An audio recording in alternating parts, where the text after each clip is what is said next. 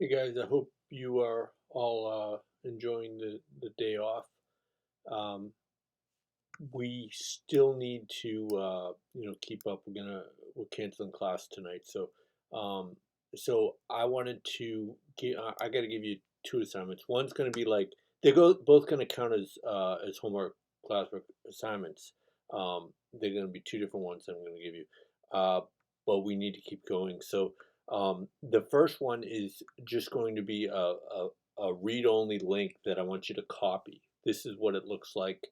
So I want you to answer these questions. Now, these questions are all on the to-do list uh, repo that we got last week. So I want you to go through that repo. I know that last week's assignment you did some things with commenting, things that you noticed. These are more directed questions. Like that assignment was a little more open ended. Like, what do you notice? Um, about the code and stuff. So these are more directed questions, and there's 11 of them. And I want you to do your best with this. So this was meant to be something that we were going to do during class. We're not having class, so this would be sort of in lieu of that, but it will be sort of like a homework assignment, sort of. So that's the first thing that I want you to do, and it will count as a like a homework classwork assignment. The second thing I want you to do comes from a um, another repo or another video that also has a corresponding repo. Like last week we had the video and the repo. So here is, if you could Google React.js Crash Course 2021. Um, you can get it, but I'll put the link in there in the assignment as well for it. So this is the video, and what at the bottom of this you can also get the code for it. Okay. um, the idea is I want you to understand when you're watching this that there's a big difference between class components and functional components. This repo here is made with functional components, in React. So you need to be aware that there's two different things. Sometimes you'll look at code and it'll be in class components. Sometimes you look code and it'll be in React in functional components. So that's a big deal. And also, when we had state in the previous one, that's different as well. So you'll notice there's going to be hooks. And the key thing about hooks is that if I can show you, I'll show you one quickly. So hooks have two parts to them. Let me go to, I'm not sure if this one has, no, this one doesn't have a hook. But hooks have two parts to them. They have the state of the hook, and then they have the setting state part of the hook. So if I go into components, I think if I go into, let's try joke. Yeah, right here. So this right here is an example of a it's in place of state before in the class components. This is what it looks like now. Okay, so it's just a new way to set state.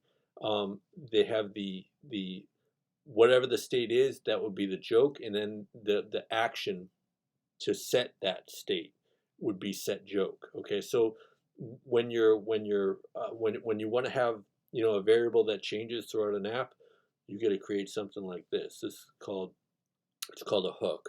Okay, so this is a key distinction, and I'm gonna be wanting you to know how to use. I'm gonna be wanting you to be familiar with this kind of code, functional components. Um, you know, like a lot, as opposed to class components. Class components, uh, it's important for you to be familiar with it, but the way this is presented is really more important. So again, the three things that I want you to get out of this repo are functional components, uh, hooks in terms of make sure that we can set state, and then also how props look different, because they will look different in functional components as opposed to as opposed to class components. Okay, so those are the base area. You should also look into use effect, because that's sort of like component did mount. In the class components, you'll have something like component did mount. Here you have something called use effect. So they're very similar in how they work. Um, Next class, I'm gonna go over a little more how they look. But I have a challenge for you, which is also a homework assignment, which is to manipulate the repo that you're getting, this repo. So you're gonna clone this repo, and you're gonna try to recreate all of these components. You're going to try to recreate all of these components, so all the pages, which would be about, it would be uh, app.js, it would be um, the navbar. You're going to recreate all of them as class components. So you'll look back at the previous repo that we did from last week, and you'll say, okay, how can I remake that? And so you're going to have two sections to this app now. You're going to have the class-based section, and you're going to have the functional component section. Okay, and I'm going to show you an additional video which shows you exactly what that looks like. But that is the second of the two assignments that I'm going to want you to try to do this week. Again, the first was all these questions, which you'll get a link to, and then the second one will be to manipulate this repo so that it has a functional component side, which it already has, and the class side. Okay. So that's it.